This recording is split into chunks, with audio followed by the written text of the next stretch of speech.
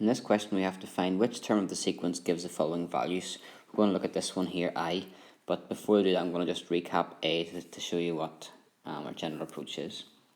The general approach would be to let un be whatever they say it is, which is 45. So un would be 4n plus 1. So 4n would equal 44, and then n would be 11. So u11, or the 11th term, is 45. In part I then, we've got un equals to this, and un also equals 10. So we could say that 10 equals n minus 1 to the n. And you're probably thinking, well, how on earth do I solve that? That's quite a complex equation. However, this here, all that does is tells you whether the term is positive or negative. So just to remind you, minus 1 to the power of 1 is negative 1. If you have minus 1 squared, it would be 1. Minus 1, what am I doing? Undo.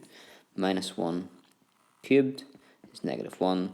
Minus 1 to the 4 is 1, and so on. So if it's a odd power, it's going to be a negative term.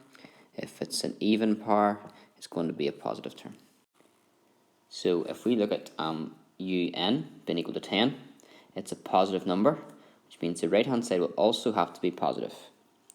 Now, how would we get that? Either you get a positive number multiplied by a positive number, that's one option to give a positive answer, or a negative multiplied by a negative will give you a positive. Now, n is the term number, so n is not a negative number. N is going to be a positive number. So if this is positive, then this here will also have to be positive. Okay, so there's no other option. This is positive, and if it's positive, it's going to be 1. The power will have to be even, but whatever it is, this will always be 1. So you basically have that, n times 1, or n is simply 10.